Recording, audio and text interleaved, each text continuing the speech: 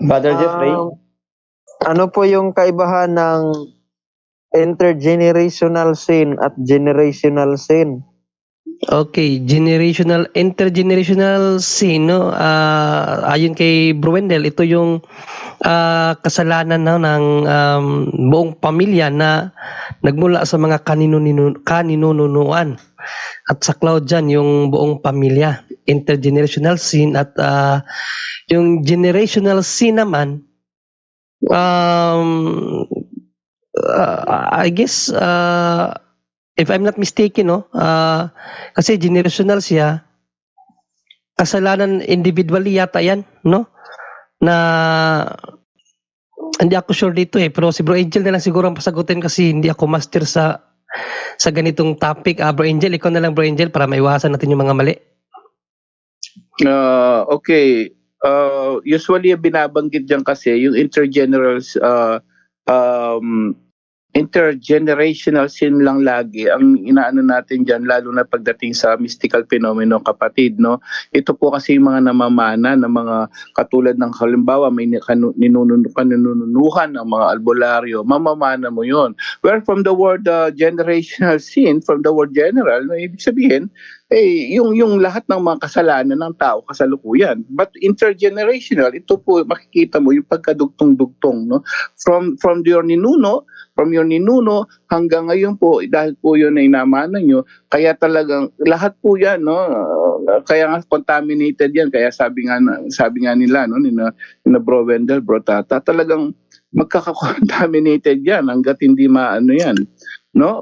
Kailangan talaga i-renounce natin lahat yan, because lahat po ng mga kahit nga even the actual sin minsan, no, maliban sa original sin, actual sin, lalo na pagdating sa spiritual or mystical phenomenon po, napakatinding yan kasi ang spirit is not bound, hindi siya bound sa time and matter, so wala siyang oras.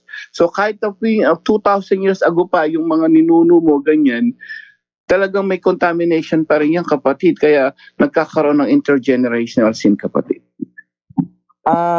Yun po bang pagpunta sa mga albularyo, bilong po ba yun sa intergenerational sin? Yes, kaya nga usually yan kasi napapasing kapangyarihan kasi yan, no, na binigay ng demonyo sa isang tao. And then anong nangyayari? Ang nangyayari sa kanila kasi pasa-pasa lang halos lahat naman pag ini-interview nila, na diagnose nila, usually yan lalo na kung may albularyo yan, sigurado yun may pinanggalingan, kapatid. Usually kamag-anak yan So doon nanggagaling yun. So kaya yung mismong albularyo yun kasalukuyan, ano na kagad yun, malaking ano na yun, contamination na yun, kaya nga mayroon siya kapangyarihan So ang pag sinabi intergenerational sin, sigurado yon, or most probably yon, namana niya yon, yung kapangyarihan niya yun. Kaya mapapansin mo yung mga nakikinig ditong albularyo, sabi nila kasi namana po ng ano ko yan, sa ganito ko, sa lola ng lola ko, dito po namana. Kaya nagkakaroon sila ng kapangyarihan maggamot, kapatid.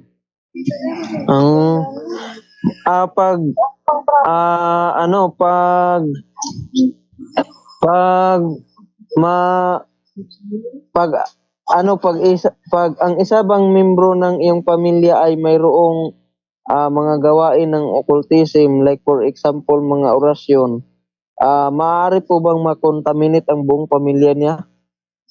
Well, yeah, kagaya ng sinabi natin, no, pag may nagtatanong dito tungkol dyan, as long as sabi mo miyembro ng pamilya nyo, so malaking possibility po yan na contaminated yung mga tao. Kasi hindi mo maiiwasan yun yung mga rituals, di ba?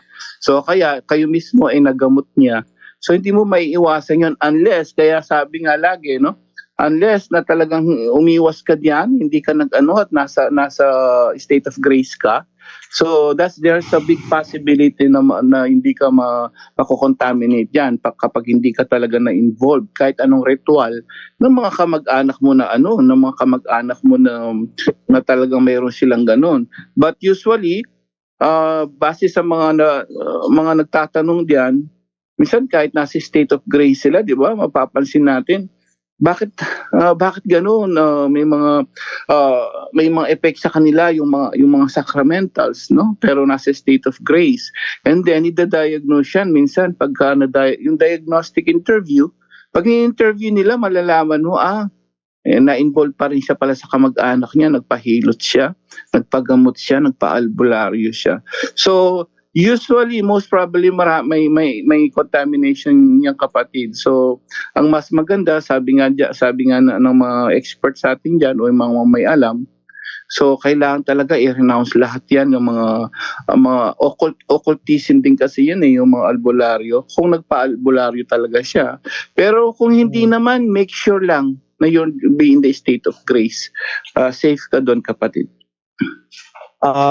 Okay po. So, ano po ba yung dapat namin gawin?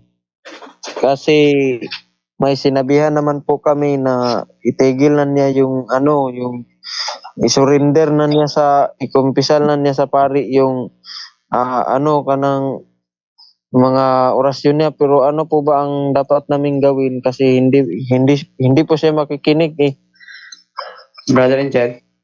Ayan, kung nandiyan na si Bro Tata, pakian na. Bukan natin bro Wendell. Bro Wendell, nandiyan na pa ba? Sige po. Brother Wendell. Pabatiin mo muna, Bro Aljet. Sige po. So, Brother Wendell. Mukhang wala pa ata sa upuan si Brother Wendell. Ng Brother Tata Rosal. Yes, bro, Aljan. Yes bro, ng Brother Jeffrey, pakiulit po ng tanong para kay Brother Tata Rosal. Yung tanong ko po, ano po ba yung dapat namin gawin na may members ng aming pamilya na mayroon siyang mga orasyon dati pero di na niya ginagamit ngayon. So, sinabihan na namin siya na ikumpisal na niya sa pari at i-renounce pero hindi talaga niya makinig. Ayaw talaga niya makinig. Ano po bang gagawin namin? So, in-advise na niyo na nga kailangan nga kuminto. Kumpisal. Kumpisal. So, ayaw niya makinig sa inyo? Yes po. So, ano mo yan, brother? Ano po? Lolo ko po. Lolo po. So, yun ang dahilan na hindi basta-basta siya maniwala sa iyo dahil apo lang kayo. So, yung ego niya. So, kung pwede, kung taga saan po kayo? Taga dito po sa Luok Salay, Misamis Oriental. Luok Salay. So, medyo sako po kayo sa Archdiocese of Cagayan de Oro, di ba? Po, sakop po kami ng Archdiocese of Cagayan de Oro. So mas maganda ang magbigay ng advice sa kanya ng lolo mo, yung exorcist, para maniwala siya. Dahil kung kayo lang, hindi yun basta-basta maniwala sa iyo. May kasibahan po tayo sa mga ninuno nga. Pag sa Bisaya pa, ulahira kasduyan. Yun ang mga argumento nila. Bakit kayo sa akin, ulahira kayo, apo lang kayo So, mas maganda, kung pwede, anyahan mo na manood dito sa punto por punto. Para siya magtanong o bigyan na ito advice. Hindi po na aanyayahan kasi pagkatapos po naming kumain ng hapunan, natutulog na po siya. Okay, so mas maganda malapit sa inyong exorcist, parang exorcist yung ang mag-advise sa kanya, bigay ng payo para maniwala siya, then authority yun pero kung ipagdasal na lang natin. Wala tayong magawa pag hindi siya willing, di ba? Pero mas maganda pag may exorcist kayo dyan, mas maganda siguro ang exorcist ang magsabi sa kanya. Last na lang po na katanungan ko, yung ritual ba ng sinasabing Higaunon tribes ay occultism ba yun? Higaunon tribes? Opo, meron po dito sa amin. Mayroon po sila mga ritual. So, ibig sabihin mga native yun? Opo. So, okay. occultism po with due respect sa kanila dahil yun ang culture nila, pero kung tingnan natin sa simbahan natin, so isa yun sa mga practice ng mga pagano, so occultism yun, so bawal yun para sa atin, lalo na natin mga Kristiyanos. Okay po, maraming salamat po at magandang gabi sa lahat. Yun lang po.